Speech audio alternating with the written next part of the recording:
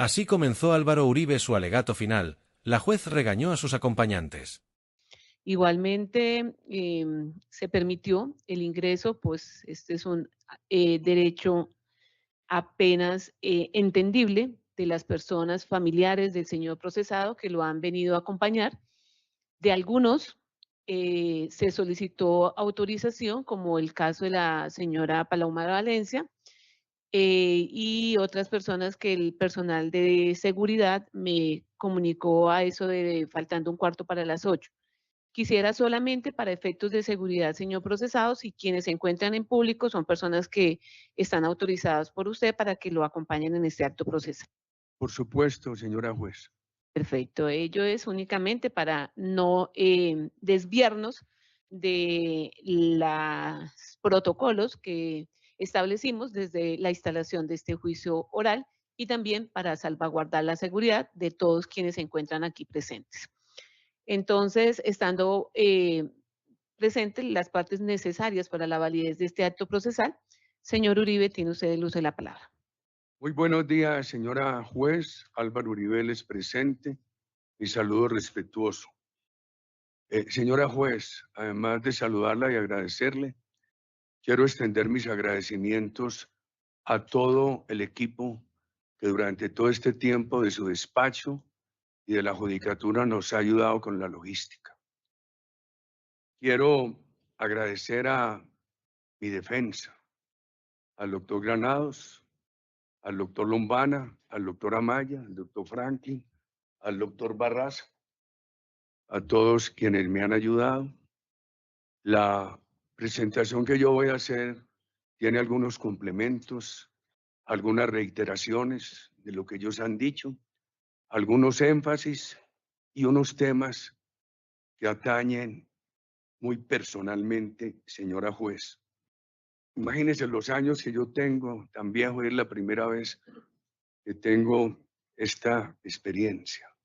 Yo no he litigado, solamente conocí algo del litigio en el consultorio jurídico de la Universidad de Antioquia hace muchos años, señora juez.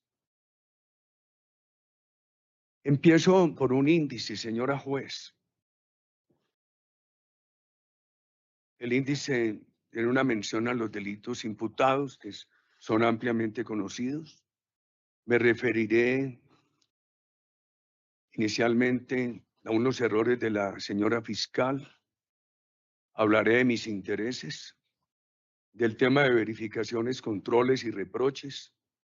Tengo aquí también un tema importante que son fechas de interceptaciones, que interceptaron varias personas. En el episodio Picota haré comentarios sobre 19 testimonios. En el episodio Neiva sobre 9 testimonios. En el episodio Juan Carlos Sierra sobre 15 testimonios. En el episodio Hilda Niña sobre 6 testimonios. Cómbita 8 testimonios. Carlos Enrique Vélez 14 testimonios. Wilser Molina 3 testimonios.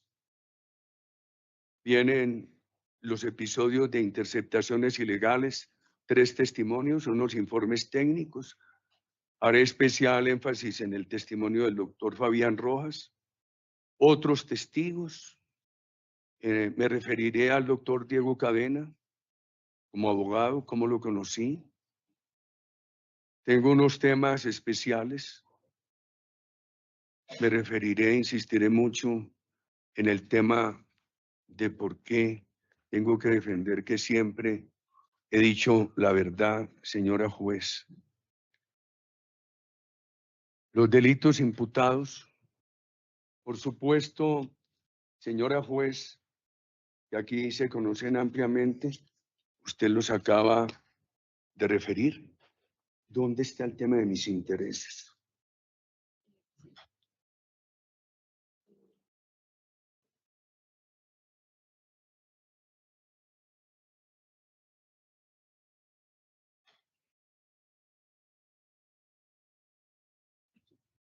¿Dónde está?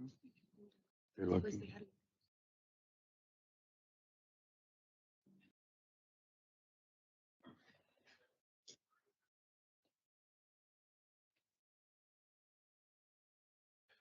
¿Por qué mis intereses, señora juez? La Fiscalía y los abogados de las supuestas víctimas señalan mi condición de abogado y expresidente frente al interés que demuestro en todo esto, justamente por mis responsabilidades con el país. La señora fiscal expresó aquí que mi interés había sido desacreditar al senador Cepeda y que estaba movido por una antipatía por él. Mi interés no se restringe a decir que la Fiscalía no pudo probar los delitos que injustamente me asignaron. Mi interés como miembro de familia, ciudadano y expresidente es que se pruebe a lo largo de estos años que he dicho la verdad. Por eso, señora juez, entro en muchos detalles. Desde que recibí la información del doctor Andrés Arias, tuve el mayor interés por el tema de mi hermano Santiago.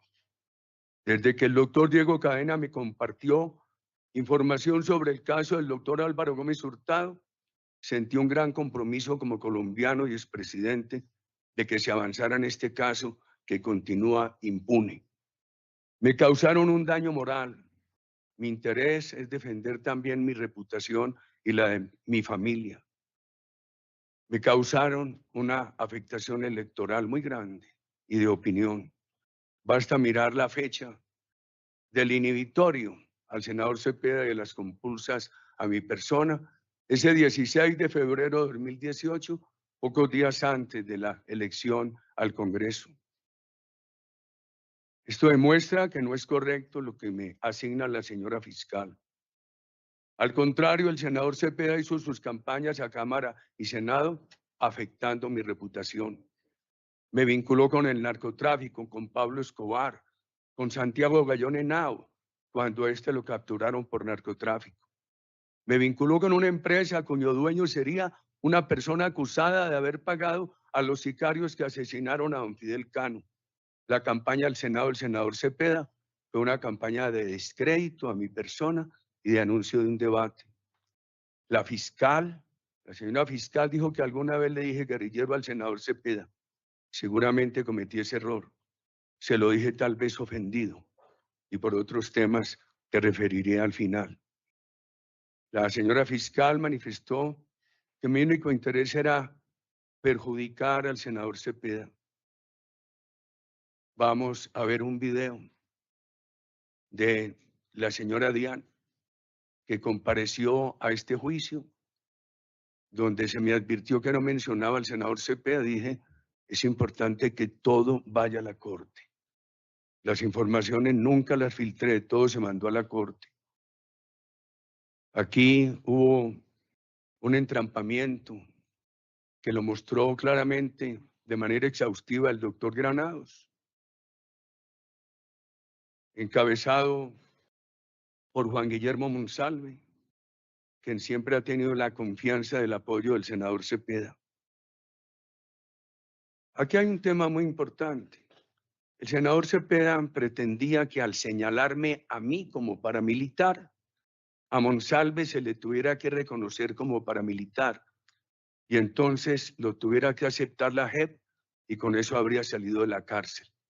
Muy importante concordar esto con la promesa que inicialmente le hicieron a la familia Monsalve de que en pocos días Juan Guillermo saldría y que estaría también con ellos en Argentina. Y es bien importante mirar esto. El abogado del senador Cepeda puso una denuncia contra mí el 22 de febrero del 18. Al otro día de esa denuncia, el 23 de febrero, la magistrada auxiliar le tomó la declaración a Monsalve. Se ve ese ánimo de afectarme. Voy a empezar aquí, señora juez, con un tema de unos errores de la señora fiscal sobre el pago de honorarios y sobre el caso de Pacho Cundinamarca. Con su permiso, le voy a pedir al doctor Franklin Guevara que nos permita proyectar un exhibit de algo que se dijo aquí. Cuando lo tenga, doctor Franklin, el lote, no lo ponga a correr todavía.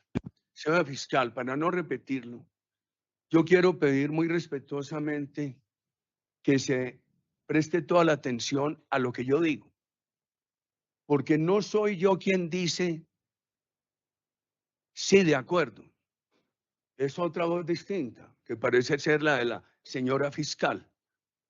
Entonces, yo le pediría esto es sobre ese tema tan difícil que me han acusado de que yo le reembolsé un dinero al doctor Cadena por pagos, giros que él le habría hecho a unos testigos, que él ha dicho siempre que por razones humanitarias.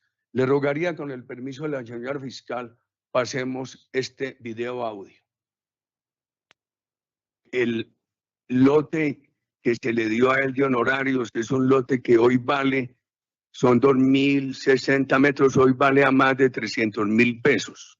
Es decir, que el lote fue entregado no solamente para honorarios, sino para también cubrir gastos o las peticiones que hicieran los testigos, ¿sí o no? ¿De acuerdo? Señora fiscal, ¿cómo se le ocurre a usted que yo le voy a decir a él que vaya a pagarle una plata a ese testigo?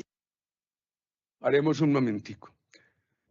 La señora fiscal, en su alegato de conclusión, me asignó haber dicho la palabra sí de acuerdo, que jamás la dije. Por eso es muy importante escuchar la voz que ahí dice sí de acuerdo, que no es la mía, que no es la mía. Y estaba hablando, era la fiscalía. Le ruego, entonces, ya terminó ese exhibit, siga con él. Es decir, que el lote fue entregado no solamente para honorarios, sino también para cubrir gastos o las peticiones que hicieran los testigos, ¿sí o no? El procesado, lejos de negar que el lote cumpliera esa función, evadió responder con un simple sí o no y optó por una contrapregunta evasiva. De acuerdo, señora fiscal, ¿cómo se le ocurre a usted que yo le voy a decir a él que vaya a pagar una plata?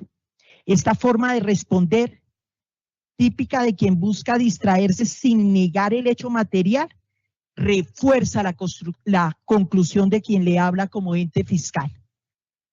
El aquí acusado entregó el lote a Cadena no solo para el pago por sus servicios profesionales, sino también con conocimiento de que allí podrían salir recursos para financiar a los testigos.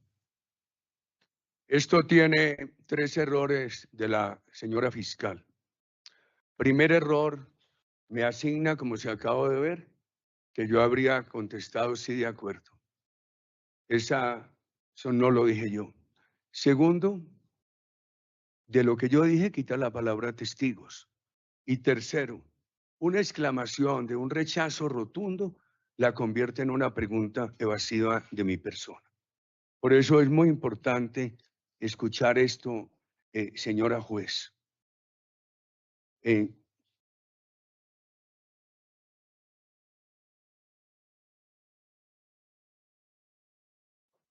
Yo creo que es suficiente esto.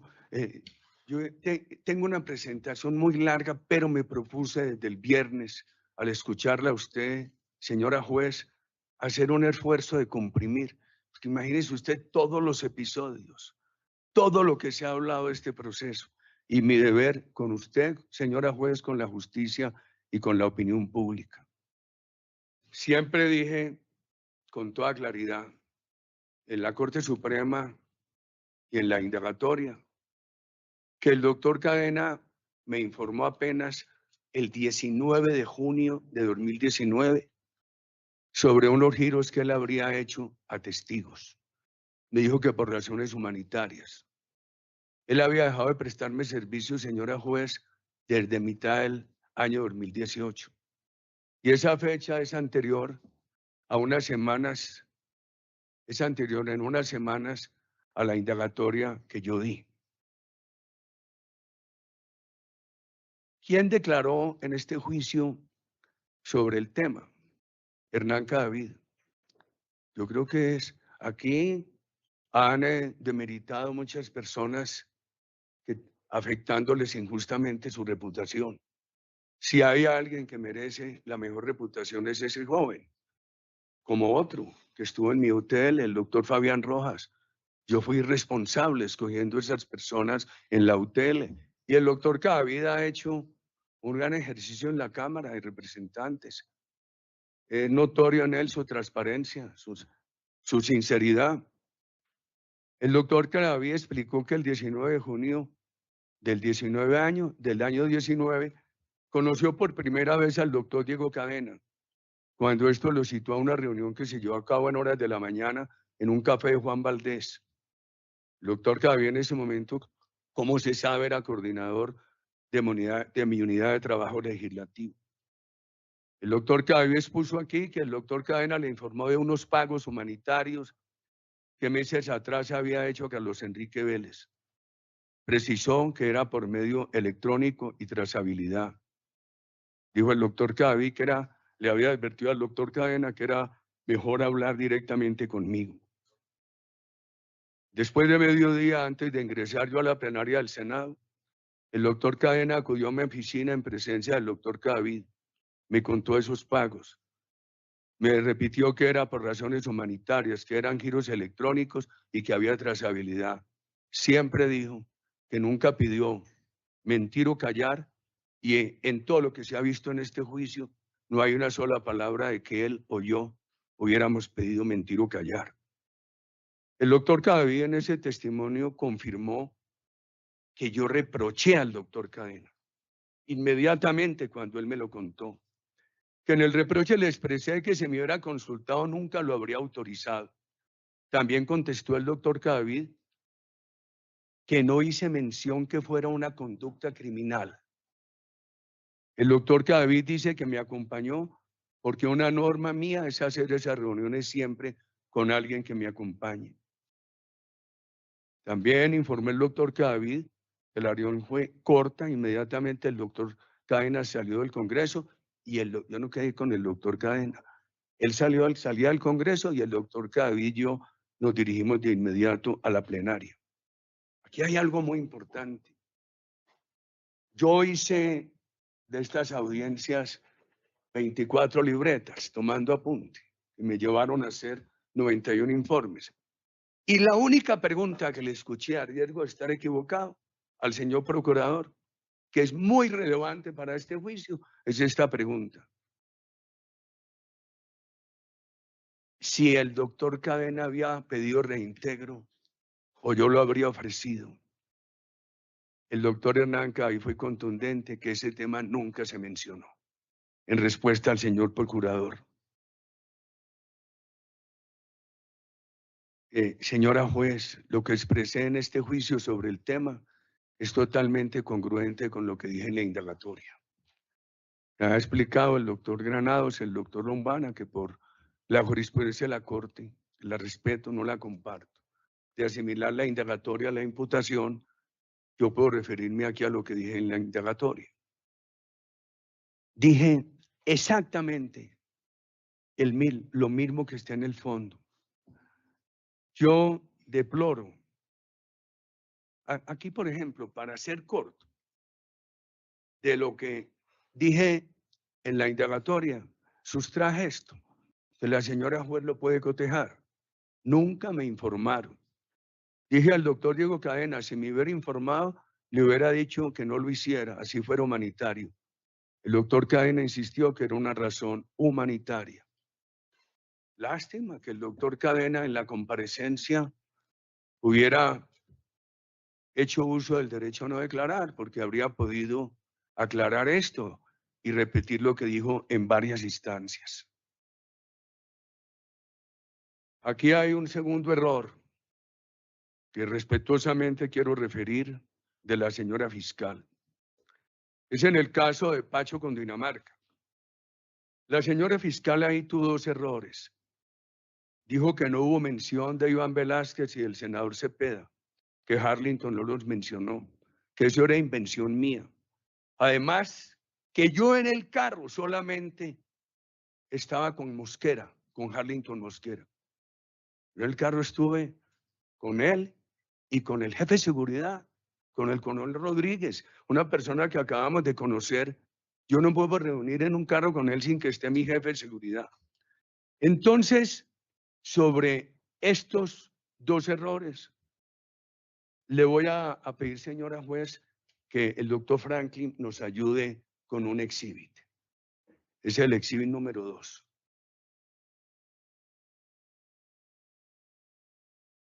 Esto dijo el doctor Juan Manuel Daza, que en 2 ocasiones declaró aquí. Sí, la nota hace memoria al teniente coronel. En ese entonces, Gustavo Rodríguez, que era jefe del esquema, que era quien había estado dentro del carro cuando el señor Mosquera le contó al presidente lo que ya me había anunciado a mí antes. Entonces, coronel Rodríguez me cuenta lo que le habían dicho a Juan Manuel. Juan Manuel lo oyó del coronel Rodríguez antes que oírlo de mi parte. Lo que dijo Franklin. En el documento sale que el señor Mosquera se acercó diciendo que tenía información. Aquí sigue Juan Manuel Daza. Se acercó diciendo que tenía información de que lo habían estado buscando el senador Cepeda y el doctor Iván Velázquez para que rindiera testimonio en contra de Álvaro Uribe y su hermano Santiago, y que dejaba su teléfono para ser oído sobre el tema. En la declaración extrajuicio anotaría que no fue manuscrita, es digital. Aquí se dijo que era manuscrita. Aparece otra prueba de que sí hubo mención. Le ruego, Franklin, ahí la tenemos, se ve muy corta, pero señora juez, en aras del tiempo, porque tanto detalle que traigo, voy a apurar. En esta anotación, en esta declaración extrajuicio ante notaría, abajo, en el segundo párrafo, en el renglón 1, 2, 3, 4, 5, dijo Franklin Mosquera: me dirijo a la Corte Suprema con el fin de esclarecer hechos relacionados con el expresidente Álvaro Uribe y el senador Iván Cepeda. Aquí hay otra mención que la señora juez me asignó. La señora fiscal dijo que yo había inventado esos nombres, que él no los había dicho. Y le ruego, Franklin, miremos el exhibit número 4.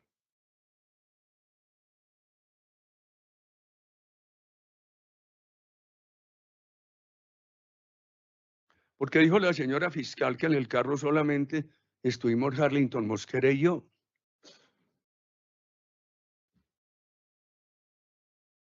Primero, la declaración que ya vimos de Juan Manuel Daza muestra que el coronel estuvo. Yo ya lo dije, no aparece en el exhibit número 4. Es la llamada. Que es imposible que hiciera una reunión con un desconocido que me dijo que era desmovilizado sin presencia del jefe de seguridad. Pero inmediatamente él se bajó y volvió a entrar el doctor Daza al carro. Estábamos el coronel y yo ahí, y el conductor. Yo tomé el teléfono, era un sábado, para llamar al doctor Fabián. No me atreví a llamar a la oficina del doctor Lombana ni a la oficina del doctor Granados, era sábado. Intenté 2 veces y tuve que decir: no, paremos, no rodemos el carro porque en esta cordillera la señal es muy baja. Entonces, llamé al doctor Fabián. Esta llamada está interceptada, señora juez, y hace parte de los documentos que se enviaron a la Corte Suprema de Justicia. Yo no voy a referirme sino a lo que está subrayado.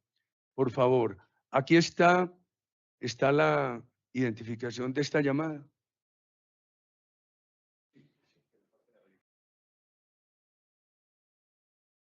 ¿A dónde está la identificación? Ahí está la identificación de la llamada. Le digo yo, doctor Fabián, apunte esto más adelante para pedirle a la Corte una prueba. Yo le dije: mándele eso a la oficina del doctor Granados, a ver cómo ellos el día lunes conocen esto y lo envían a la Corte para la Corte investigue. Y le narro, a la 1:30 de la tarde, estando yo en Pacho, Cundinamarca, Eso que yo digo es concordante con lo que he afirmado, que esa llamada la hice prácticamente de inmediato cuando terminó la reunión con Harlington. Me abordó el señor Harlington. ¿Qué? Mosquera. En presencia del coronel Rodríguez. Se lo digo yo en esa llamada. Y me dijo que a él, Iván Velázquez y a Iván Cepeda le ofrecieron beneficios para que me acusara de ser paramilitar. Mire, señora juez, ahí hay algo muy importante.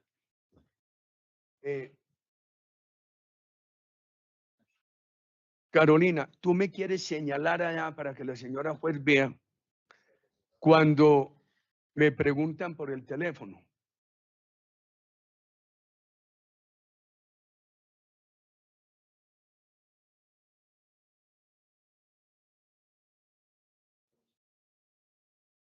Sería, sí, aquí. Entonces, me pregunta el doctor Fabián por el teléfono. Entonces yo digo, ¿cuál es mi coronel? Porque el coronel, al escuchar, al estar presente en la llamada, señora juez, él anotó temas fundamentales de la llamada, entre otras el teléfono, que yo no lo anoté. Entonces, esto es inobjetable. Esto va acreditando cómo no es correcto aquello que dijo la señora fiscal, que yo estuve solo en el carro con Harling y que me inventé los nombres de Iván Cepeda y de Iván Velázquez.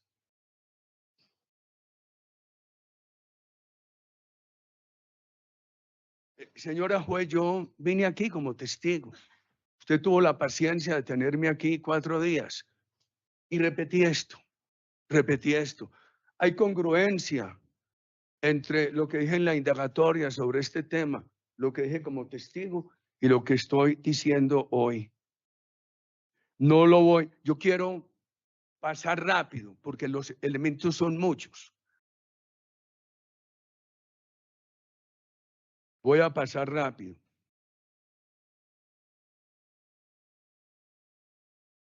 Creo, señora juez, que es muy importante que la justicia investigue cuál es la amenaza que se cierne sobre Harlington Mosquera y cuál es su origen, ya que justificó su no comparecencia con riesgos de seguridad. Y quiero decirle una cosa, señora juez, he tenido el buen cuidado de no hablar con testigos. Miren, por ejemplo, me dicen que Vicky Jaramillo vive sentida conmigo, que yo la ignoré. He querido el buen cuidado de no hablar con testigos. He tenido que hablar con algunos por razones políticas. Por ejemplo, este señor Harlington Mosquera, desde el día que lo vi, nunca volví a saber de él, señora juez.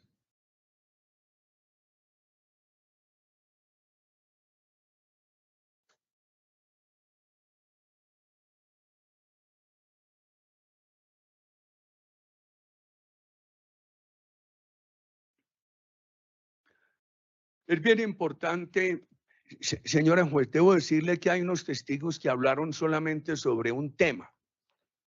Por ejemplo, Rodrigo Vidal Perdomo o el doctor Fernando Marroquín. Ellos hablaron solamente sobre el tema Neiva, pero hay otros testigos que mezclan temas y no ha sido fácil para mí, dada esa circunstancia, organizar esta presentación. Pero es bien importante señalar esto. El investigador de la Fiscalía, doctor Ancísar Barrios, que declaró, dijo que él en su investigación ubicó las celdas telefónicas que indican dónde está la persona y en qué fecha, y que efectivamente Harlington Mosquera estaba ese día en Pacho, Cundinamarca, que estuvo desde antes y estuvo después, y que el doctor Juan Manuel Daza, el coronel Rodríguez y mi persona apenas estuvimos ese día. Yo estaba en campaña por la elección presidencial del doctor Iván Duque.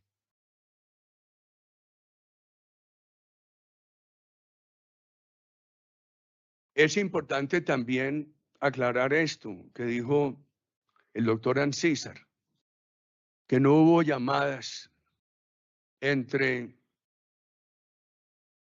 Diego Cadena, el coronel Juan Manuel Daza, ni mi persona. Solamente se registra esa llamada interceptada cuando yo le hago esa llamada al doctor Fabián. Pero algo bien importante, la señora fiscal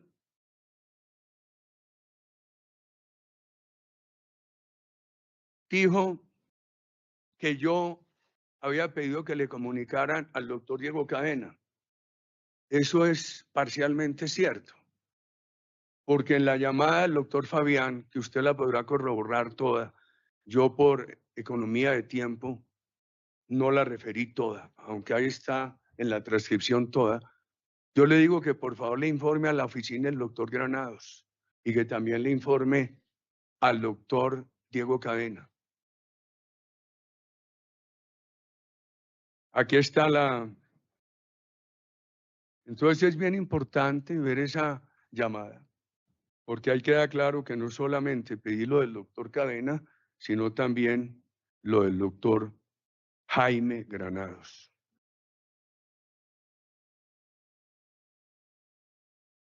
A mí se me ha acusado, señora juez, de que yo no hice verificaciones, ni controles, ni reproches, que aquí hice que se corriera un riesgo prohibido, que lo asimilan a dolo eventual.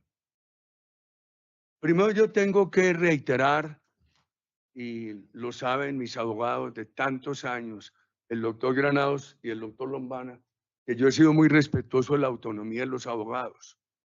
Pero le voy a mostrar, señora juez, que no obstante eso, yo sí hice unas verificaciones en este caso. La mayoría de los presos, si no todos, fueron encarcelados durante mi gobierno. Eso lo verifiqué. Eso es un indicativo muy importante, que ellos no tendrían interés en favorecerme, menos en decir una mentira para favorecerme. Es que no hay una sola prueba que yo les hubiera mandado ofrecer beneficios. Ellos, todos han dicho que no les ofrecieron beneficios. Más adelante veremos ese tema de la acción de revisión. Segundo, los informes que trajo el doctor Wilser Molina fueron traídos por un abogado sin tacha. Yo creo que aquí ha habido un tema muy delicado con mi región. Ah, no, es que ese es antioqueño, político de Amagá. Hay que tacharlo. Me parece muy grave eso.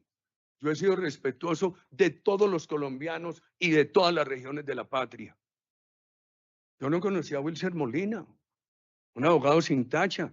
Yo le narré aquí en extenso cómo llegó él a mi casa, qué me dijo. Me lo presentó una persona sumamente honorable, que es Leonardo Agudelo. Yo como colombiano y provinciano de esa región, tengo que protestar que aquí a personas que tienen muy buena reputación, donde los conocen en su región, los demeriten. Leonardo Agudelo es una persona íntegra, a quien conozco de hace muchos años. Y esas declaraciones que yo llevé a la corte las tomó un investigador sin tacha, que fue vinculado por el doctor Wilser Molina. Fueron llevadas a la corte para que la corte investigara. Señora juez, yo estaba compulsado.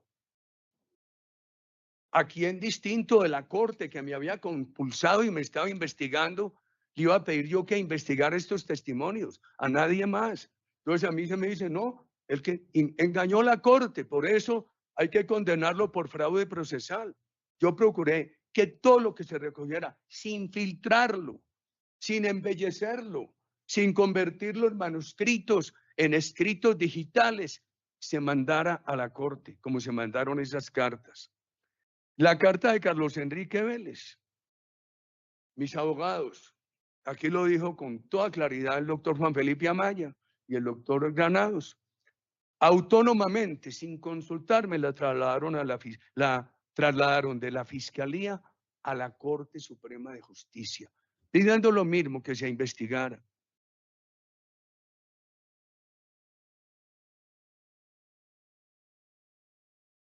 Y hay algo muy importante, es que esa carta que aquí tanto se discutió sobre esa declaración que habría dado Carlos Enrique Vélez en un proceso anterior al mío, por allá el 1 de diciembre del año 2016, cuando no hay una sola prueba de que en ese momento se hubieran conocido Carlos Enrique Vélez y el doctor Diego Cadena, que se conocieron después. Por favor, eso también se mandó a la Corte. Y no obstante esa declaración, incluida esa declaración en ese proceso, a la persona que estaban investigando, que por el asesinato del candidato Cartagena en Río Sucio, el mismo doctor Barceló le archivó el proceso. Pocos días después de que el doctor Barceló me llamara a indagatoria en un proceso que conocí con el llamado a indagatoria y que antes habían negado. Los testigos de cómbita. A ellos se llegó primero por una periodista seria, sin tacha, Gisela Matamoros, quien me habló de un cubano. ¿Cómo va a poner yo en duda a Gisela Matamoros? Aquí el doctor Jaime Lombana dijo que él habría querido que ella hablara más en extenso. Yo la sentí tímida, pero dijo lo fundamental, cómo ella entró a la plenaria del Senado a contarme lo del cubano, cuál era la razón mía para poner a esta señora en tacha, para poner en duda a esta señora. A mí me parecía una fuente creíble, respetable, que por lo mismo eso tenía que examinarse. Ella me cuenta lo del cubano. Para mí era muy preocupante porque en esos días salió la noticia de que aquí había un cubano que habían contratado para asesinar a Timochenko, este señor jefe de la FARC, cabecilla de la FARC. Entonces me dice ella, no, que van a llevar a Timochenko, al cubano, a unas declaraciones contra usted. ¿Cuál mi preocupación? Y mencionó el interés del senador Cepeda y del periodista Daniel Coronel en eso. Hasta ahí hablo yo con ella. Yo era muy cumplido en la plenaria del Senado, señora juez. Yo procuraba llegar de primero de los primeros y salía de último. Yo iba, estaba de afán atendiendo la plenaria y le dije, habla con el doctor Fabián. Hablemos de las 3 cartas de los presos de Miami traídas por el doctor Diego Cadena, que ofrecían informar sobre el asesinato del doctor Álvaro Gómez y sobre el caso de mi hermano. Estaban apostilladas por el Consulado de Colombia y se entregaron directa y personalmente al fiscal general de la Nación, como lo atestiguó aquí el doctor Néstor Humberto Martínez. En el caso de Juan Carlos Sierra, para mí era de la mayor importancia que ese informe me lo trajeran Fabio Valencia y Roque Arismendi. Los conozco hace mucho tiempo. Con Fabio he tenido contradicciones políticas. Una persona muy hábil en la política, pero transparente. Y le tengo afecto. En la política hemos estado, pero personalmente, desde la universidad, hace tantos años somos buenos amigos. Roque Arismendi, yo no puedo aceptar que porque ese señor es de San Vicente, Antioquia, que porque es político, que porque es del Centro Democrático, lo pongan en duda. Ese señor es de una gran reputación, donde lo conocen. No lo conocen en estos escenarios de Bogotá, pero lo conocen en la región antioqueña. ¿Cómo no le iba yo a dar credibilidad a eso que ellos me decían, por lo menos para que se investigara? Todo se envió a la Corte para que investigara. Que no ejercí controles. Yo respeto la autonomía de los abogados, pero yo quiero referir a unos controles. La visita del doctor Néstor Humberto el 14 de febrero de 2018 para llevarle las 3 cartas de los reclusos de Miami, apostilladas en los Estados Unidos, que ofrecían dar declaraciones sobre el montaje contra mi hermano por vengar mis órdenes de extradición y el asesinato del doctor Álvaro Gómez Hurtado. Fue una clara expresión de que yo quería que se conociera la verdad y que me preocupaba porque nada ilegal se estuviera haciendo. Y esa visita es muy importante, la fecha, señora juez. Esa visita es de fecha 14 de febrero del 18, porque aquí ha habido la socorrida tesis de que yo me aceleré a buscar testigos por la compulsa de la Corte, que es del 16 de febrero del 2018. Esta visita al doctor Néstor Humberto es 2 días antes, cuando yo no tenía idea, ni esperaba que después de que venían unas denuncias contra el senador Cepeda del 2012, del 2014, la Corte definiera esto. En la víspera electoral del 2018, tantos años después, en mi contra, con una compulsa y con un inhibitorio a favor del senador Cepeda. Entonces, ¿cómo iba a saber yo eso? ¿Cómo lo iba a esperar? Es bien importante mirar esa fecha de mi visita al doctor Néstor Humberto Martínez, que era fiscal general de la Nación. Y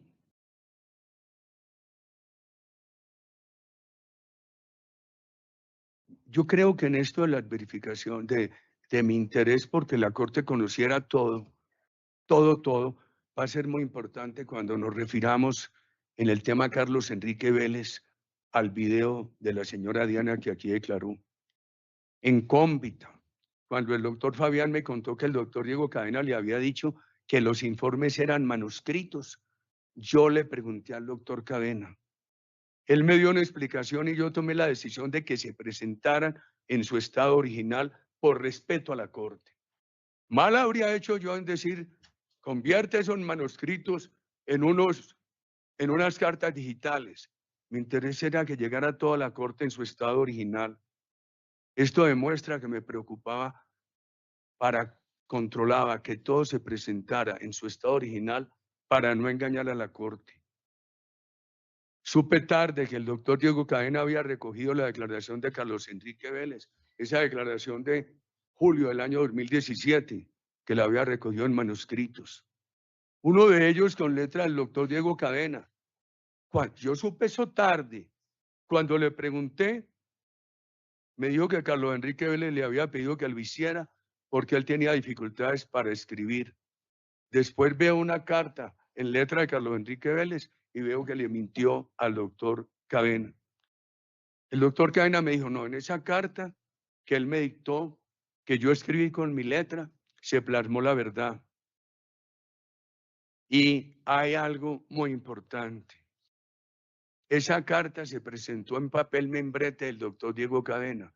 Cuando él me dice eso, es que la presenté en papel membrete. La verdad es que quien tenga un ánimo de engañar, ¿cómo va a poner eso en papel membrete de su oficina? Franklin, con el permiso de la señora juez, veamos el exhibit 5, la transcripción de la llamada con el doctor Cadena de 23 de junio del 18. Y solamente vamos a mirar lo resaltado. Yo le hago el reclamo y dice, esas personas son personas que no tienen primaria. Yo le traje una copia, se le hizo un párrafo, aclarando que la persona no tenía letra legible, pero certifica que todo lo dicho allí por esa persona.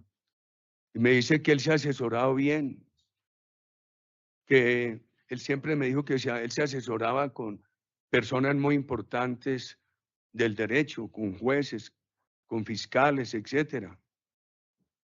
Y me dijo aquí, que está resaltado en esa llamada, que no hay ofrecimientos de nada, ni beneficios de nada, simplemente pedirles que diga la verdad.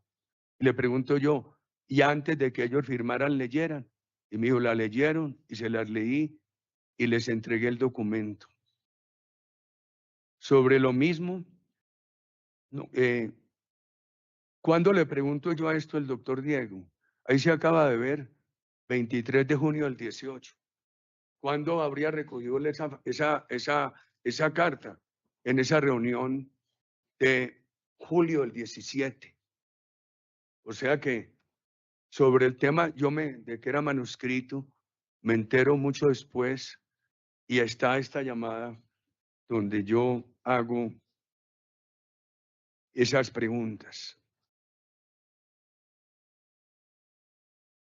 Aquí hay una llamada muy importante. Esta llamada, para mí ya inolvidable, 26 de mayo del 2018, tiene una importancia muy grande. Porque la señora fiscal dijo que esta llamada demostraba que yo ya sabía que la Corte nos tenía descubiertos en nuestras acciones delincuenciales.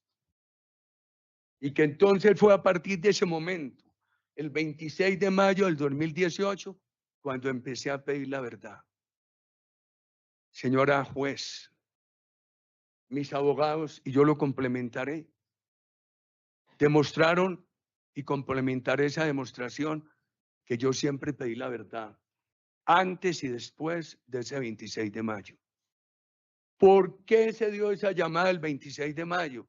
Por unos artículos de prensa de Daniel Coronel y de Gonzalo Guillén, que dijeron que yo estaba en un problema muy grande. Pues sobra aquí mencionar qué piensan y qué han dicho ellos de mí, y que tenía 3 abogados en unas acciones delincuenciales: el doctor Lombana, Álvaro Hernán Prada, del episodio de Neiva, tan injusto contra él, y también el doctor Diego Cadena. Yo preocupado por eso, llamo al doctor Diego Cadena, y aquí en lo que no está subrayado, podrá, señora juez, ver que yo le hago el reproche, hombre, porque él está dando entrevistas a Daniel Coronel. Él desfigura todo eso. Pero lo que resalto de esta llamada para el efecto de controles es donde le digo, no está. Doctor Diego, manejar temas míos exige tener exceso de sigilo, exceso en medida de las palabras y exceso de medida en las acciones. Una advertencia en una llamada, señora juez, que está interceptada. Veamos reproches. Reproché al doctor Cadena cuando en presencia de Hernán Cadavid me contó los giros al testigo Carlos Enrique Vélez. Fue tarde, ya dije las fechas. ¿Cuándo habría hecho él esos giros? Y cuando me dijo a mí, el abogado del doctor Cepeda, el doctor Villalba, dijo aquí que en la reunión en la cual el doctor Diego Cadena, en presencia de Hernán Cadavid, me contó sobre los giros que había hecho Carlos Enrique Vélez, dice el doctor Villalba, sí ocurrió. Él pone en duda la realización de esa reunión, que fue verdad. Dice él que si ocurrió fue el 3 de mayo del 18. No es cierto. Fue el 19 de junio del 19. Pero es que aquí esto no es la palabra mía contra la de él. Hernán Cadavid hizo parte de mi UTL desde el 11 de marzo del 19 al 13 de agosto del 20. Ahí vemos la equivocación de la fecha que trae el doctor Villalba, además de poner en duda la existencia de la reunión. Aquí hay otro tema que ha sido también bastante repetido. El doctor Cadena me informó que había puesto un abogado suyo para ayudar a Carlos Enrique Vélez en un trámite judicial. Todos dicen que yo guardé silencio. También el doctor Cadena, cuando le pregunté por eso, yo después le pregunté personalmente a él, hombre, ¿y por qué eso? Yo creí que eso que era una llamada telefónica y que estaba en una llamada telefónica. Y él me dijo que era para entregar a la fiscalía unos fusiles de Carlos Enrique Vélez. Yo le volví a hacer la advertencia, pero aquí hay algo bien importante. Esta información del doctor Cadena también fue posterior. Las 2 reuniones que él tuvo con Carlos Enrique Vélez fueron el 18 de julio de 2017 y el 4 de octubre de 2017. Julio y octubre del 17. A esta última acudió el doctor Cadena con Juan José Salazar. En una de estas 2 reuniones fue que le habría ofrecido el trámite para la entrega de los fusiles. Las escuchas a mi teléfono, consolidadas con mensaje de texto, herramienta que uso, y seguramente con escuchas con interlocutores que estaban interceptados, se han estimado entre 18 y 22.000 en un tiempo muy breve. Eso es increíble. Que ordena la interceptación a mi teléfono por allá el 7 de marzo y lo vienen a desconectar el 9 de abril. ¿Y cómo puede haberse interceptado ese número tan grande? Señora juez, mi actividad telefónica y de mensajes en una campaña es intensa, pero es que la verdad, eso no lo tengo que sustentar yo, esa prueba la tienen ustedes, señora juez. La intensidad de mis comunicaciones era normal, estábamos en época electoral. Que algo se hubiera pasado en tiempo real no significa que mi disposición fuera a sobornar testigos o hacer fraudes a la justicia o guardar silencios. Esto ha estado lejos de mi mente a lo largo de mi vida. Pero aquí hay algo muy importante de fechas. ¿Cuándo me informó esto el doctor Cadena? Llamada interceptada el 3 de mayo del 18. 10 meses después de la reunión de julio del 17. Si hubieran conversado eso en la reunión de julio del 17. Y 7 meses después de la reunión que tuvieron el 4 de octubre del 17. O sea que en el más cercano de los casos, me informó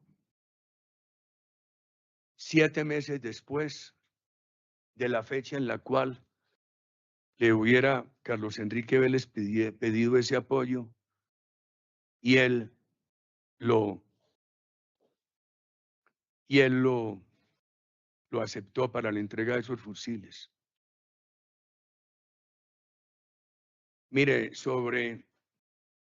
yo ejercía controles, le preguntaba en entrevistas, le dije, doctor Cadena, ¿y la ley sí permite hacer esas entrevistas? Ahí está en una llamada interceptada. Y le pregunta, ¿y la ley sí permite hacer esas entrevistas? Y la ley sí permite hacer esas entrevistas. Y oiga lo que le digo. Si usted me hubiera consultado a mí que iba a reunirse con la señora Yanira, le hubiera dicho que no. Eso muestra claramente que él en su autonomía se tomó la decisión de esa reunión con ella y que yo posteriormente, no solamente en esta llamada y otra, le digo, si usted me hubiera consultado, le hubiera dicho que no.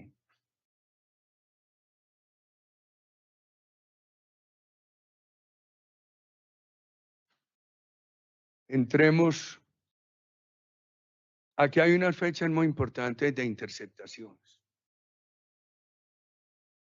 que creo que son trascendentes para el tema probatorio. Álvaro Hernán Prada lo tuvieron interceptado en el 2018, entre el 23 de febrero y el 23 de abril. Sobre Juan Guillermo Villegas hay unas interceptaciones que le hicieron en el año 2015 y ya en este proceso lo interceptaron entre el 5 de abril y el 3 de junio del 18. Al doctor Diego Cadena lo interceptaron del 16 de marzo al 4 de septiembre. Entonces veamos el episodio de la picota.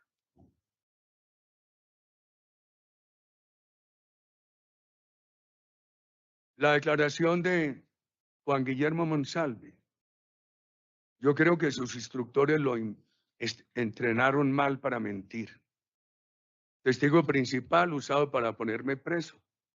Y dijo más de 30 veces que no recordaba. Yo no sé, con todo eso, como dijo la señora fiscal aquí, que él había sido consistente.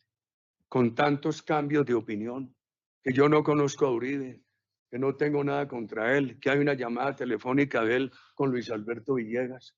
Tantos cambios de opinión y le dicen consistente y tantos silencios.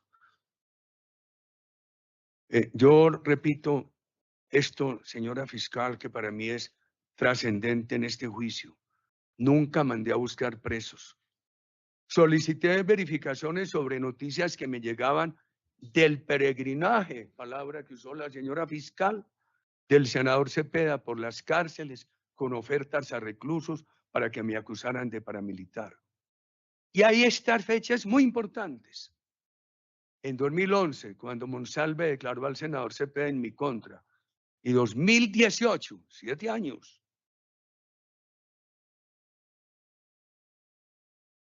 Nadie en mi nombre fue a la cárcel a hablar con el senador, con Juan Guillermo Monsalve. entre el 2011 y el 2018. ¿Cuál es la razón para que yo le pida al doctor Diego Cadena que verifique? Porque Vicky Jaramillo me dijo en principios de 2018 que había un preso en la cárcel que estaba arrepentido de haber mentido por ayudas y ofertas del senador Cepeda, que quería decir la verdad. Fue en el 2018, a raíz de esta información, que pedí al doctor Cadena realizar la verificación. Yo creo que aquí cabe un raciocinio trascendental. Si este señor tenía interés en sobornar a ese testigo, ¿por qué nada hizo entre el 2011? Ese testigo le dio esa declaración al senador Cepeda tan publicitada y el 2018.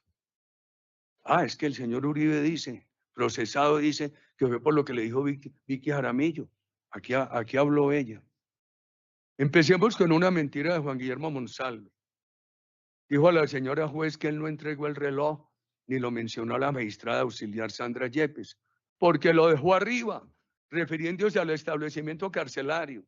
Pero interrogado por el doctor Granados, dijo que antes de la diligencia con la magistrada le contó lo del reloj, que ella le dio el radicado del proceso para que lo enviara a la corte. Al ocultar el tema en la diligencia, uno de ellos o ambos habrían mentido. Monsalve afirmó que entregó el reloj a Deyanira para que lo llevara a la corte. Deyanira dijo que Monsalve le pidió guardar el reloj, conservarlo.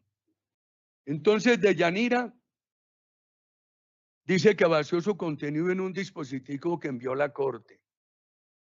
Y algo que lo puede mirar, a mí me han sorprendido cosas de todo este largo proceso de años.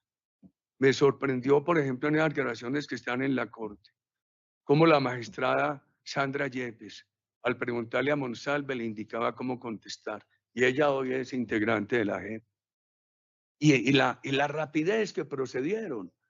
El doctor Villalba me denuncia y ahí mismo la corte procede a avanzar, a abrir ese proceso y ahí mismo proceden a oír a Monsalve, etcétera, etcétera.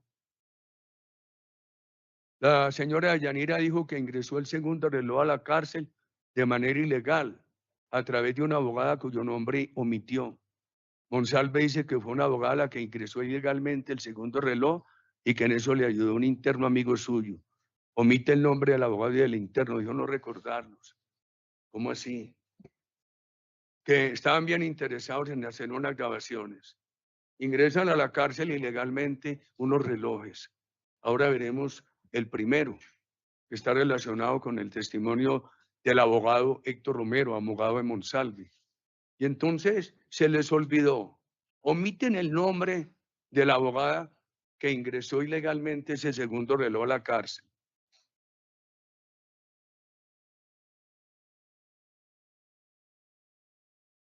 Todos esos audios y videos que grabó Monsalve, tanta grabación a través de dispositivos ilegalmente ingresados a la cárcel, para lo cual oculta el nombre de quien ingresó el segundo. Es un indicio muy grande de que Monsalve estaba en una treta contra mí, buscando vincularme de paramilitar para que lo tuvieran que vincular a él de paramilitar y darle el beneficio de excarcelación de la JEP. Y los relojes aparecieron alterados. Sobre eso, aquí ha habido una gran discusión. El doctor Granados lo explicó en detalle y pusieron de acuerdo en esa alteración el perito de la Fiscalía y el perito de la Defensa. Sobre cómo se conocieron el senador Cepeda y Monsalve, hay menciones a Piedad Córdoba, fallecida, a Mercedes Arroyave, la gran ausente. No apareció la señora Mercedes Arroyave. Monsalve también dijo que se interesó en el senador Cepeda por lo que éste decía contra mí. Y Pablo Hernán Sierra dijo que le interesaba el senador Cepeda porque era el enemigo público de Álvaro Uribe. Ellos también dicen que se enteran del senador Cepeda por noticias. Pero cuando los testigos de la defensa o aún de la fiscalía dicen que quisieron decir la verdad porque se habían enterado por noticias de lo que estaban ocurriendo, eso lo niegan. A mí me parece que es muy injusto. Eso es un tratamiento muy injusto. En un caso, sí, vale. Monsalve y Pablo Hernán Sierra se enteraron del senador Cepeda también por noticias.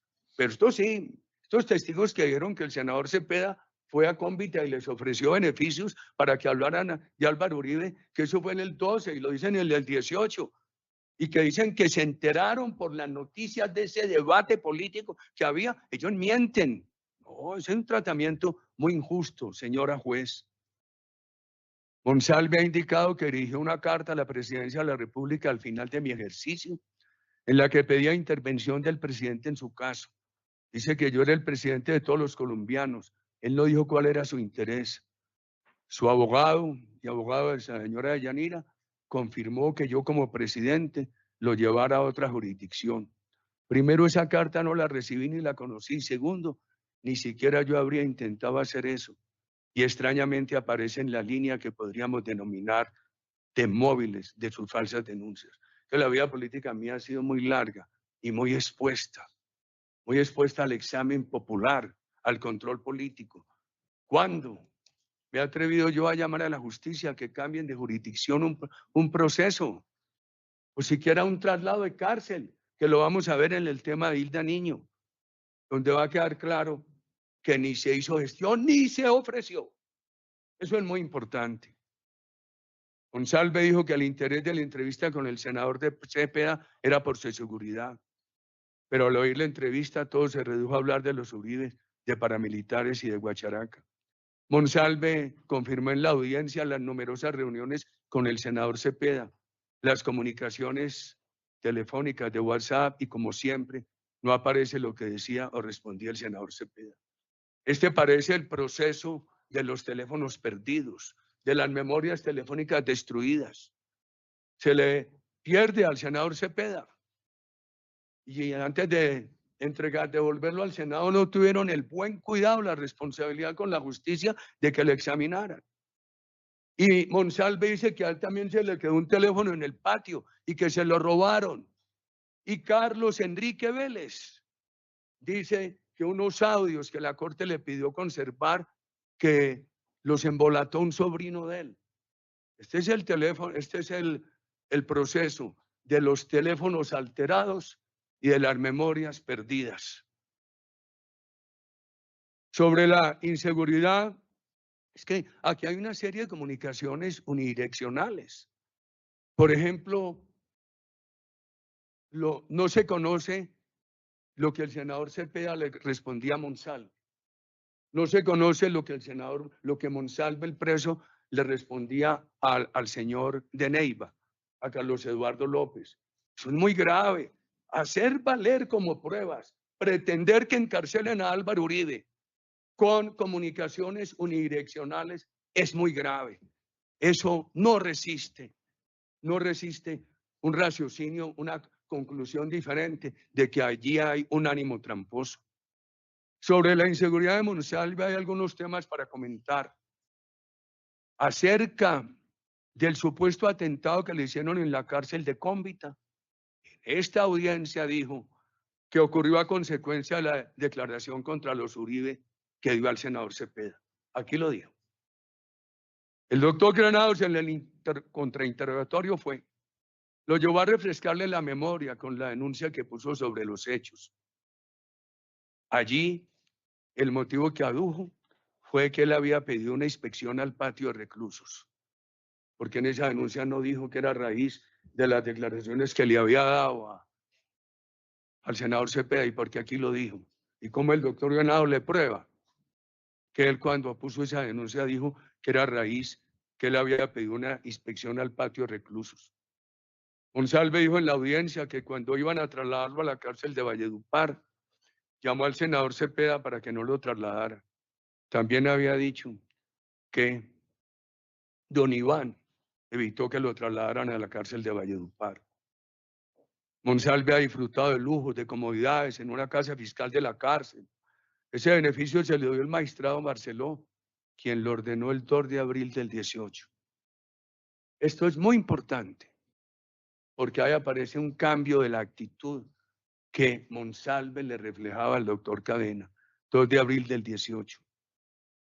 El 26 de marzo del 18 recibí la llamada del doctor Yo esto lo voy a evitar aquí porque lo voy a repetir en todo el proceso que conduce a la acción de revisión. Este largo párrafo lo voy a eliminar aquí. No voy a olvidar, también voy a eliminar aquí, pero desde ya lo menciono. Esos recursos de esa organización Solidaridad con los Presos Políticos, tan cercana al senador Cepeda y sus integrantes como Franklin Castañeda, esa organización que le dio dinero a la familia Monsalve y le ayudó en el asilo a Deyanira. Monsalve al senador Cepeda le dice que yo soy paramilitar. Después dice que nada le costaba contra mí. Ha repetido, aquí lo repitió, que no me conoce, que nunca me vio en Guacharacas. Habla de haberme visto en 2 actos públicos. Señora juez, tantos años, no pueden desmentirme. Yo desde el 83 que asesinó la FARC a mi padre, nunca volví a la finca. Y antes iba muy poquito. Yo nunca estuve a cargo de esa finca. Casi que me retiré de la región desde el 7 de junio del 79, cuando le entregué en un gesto que creí que era patriótico y se me ha convertido en una fuente de infamias políticas contra mí. Le entregué la mejor empresa panelera de Antioquia a un sindicato, presionado, infiltrado por la FARC. En la Regional del Trabajo de Antioquia, ese 7 de junio del 79, se dijo, esta empresa vale 20 millones. Todo lo que se le debe a los trabajadores con las expectativas de jubilación vale 6. Y el resto, yo dije, queda de ellos, no es problema.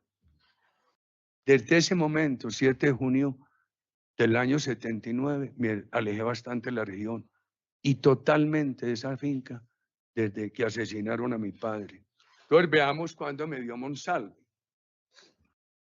De gobernador yo estuve casi todos los sábados y domingos en consejos comunitarios y fui a San José del Nur donde realizábamos un consejo. Eran públicos, abiertos a la comunidad. En esa ocasión se inauguró la cooperativa León 13. Teníamos un programa bellísimo que se llamaba de bancos cooperativos. La gobernación cofinanciaba cooperativas serias de ahorro y crédito para que abrieran sedes en otros municipios. Y avanzamos mucho en todo el crédito municipal y campesino. Por eso estuve en San José del Nus. Pero Monsalve, ¿cómo? Como refiriéndose a masacres humanas. En muchas de esas reuniones la comunidad me hablaba de las plantas de sacrificio, por el problema que ha habido sobre las plantas de sacrificio de reses. Esa es la presencia, yo quiero aclararlo ante la señora fiscal, porque ella tuvo ahí unas confusiones. Esa es la presencia mía en San José, donde dice él había estado. Estuvo entre el público, eso abierto al público. Y mi presencia en San José del Nur, la segunda, es en la campaña presidencial. Fue como en tantas partes del país en actos masivos. Y el helicóptero en que llegué no me pudo regresar por problemas técnicos o de lluvia. Juan Guillermo Monsalve dice que me trajeron los paramilitares. Por favor, a mí me acompañó en toda esa campaña una guardia pretoriana militar y policiva. Yo, desde que las circunstancias de mi vida política, señora juez, le han requerido a esta patria el costo de darme seguridad, que me da pena, porque yo he sido cuidadoso, austero con los recursos de la patria, además honesto. Me da pena el costo de mi seguridad. Siempre la única escolta que he tenido es una escolta de las instituciones. Jamás he tenido escolta privada. La señora fiscal le preguntó al final del interrogatorio del jueves que por qué en la entrevista con el senador Cepeda me acusó de coordinar la acción delictiva de los paramilitares. Y se inventó una respuesta que nunca le había dicho antes. Ahí están sus inconsistencias. Fue que oyó que Luis Alberto Villegas me llamó a quejarse de la inseguridad y que a los 2 días empezaron a llegar soldados. Por favor, si algo criticaban en Antioquia, era que había soldados donde habían fincas de mi familia. Yo tuve que soportar esa crítica. Y ahora parece en el curso de los años que yo lo que tenía era paramilitares. Yo he aclarado una y mil veces mi amistad con el padre de Luis Alberto Villegas, con su hermano Juan Guillermo. A él lo conocí. No fuimos amigos y pudimos serlo. Y que él me llamó a quejarse de inseguridad y que a los 2 días empezaron a llegar soldados, lo que nunca había dicho. No era Luis Alberto Villegas el que está fallecido, con quien yo hablaba, era con su hermano Juan Guillermo Villegas, que en ocasiones, como muchos antioqueños en esa época, llamaban preocupados por la inseguridad de la región. Albergo dudas del alcance del celular por la época. Claro que lo enmiendan. Por ahí hoy en estos días otra fantasía, que hablaban con teléfonos satelitales. ¿Cómo le parece? No la trajeron aquí, pero estaban con esa fantasía en la calle y en los medios. Señora juez, hay algo muy importante.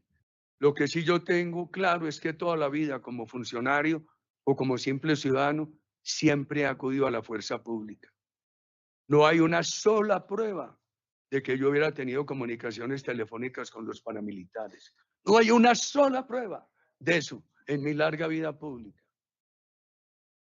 Entonces se habla de la Convivir el Cóndor, de Luis Alberto Villegas. En mi testimonio, relaté cómo la gobernación exigía todos los requisitos de ley para dar personería a una Convivir. También recordé cómo la vigilancia, el control y la asistencia correspondía a la Superintendencia de Vigilancia. Debo resaltar que las Convivir no se entregaban a amigos. No, es que Uribe le dio una Convivir a su amigo Luis Alberto Villegas, conocido, amigo de algunos miembros de su familia. Uno tenía que entregar la personería de una Convivir a personas que cumplieran con los requisitos de ley. En Antioquia fueron 69 Convivir. Como lo dije aquí, tuve que revocar la personería jurídica a unas 3 o 4. Y en el país fueron más de 600. Ay, no. Tengo que cortarle tantas cosas a esto, señora juez. Ahí traía una mención de un periodista que se enferma el día que no habla de mí, que me acusaba de que yo hablaba por teléfono con los paramilitares, por cuentos, por rumores, sin una sola prueba. Sigamos con las mentiras de Monsalve.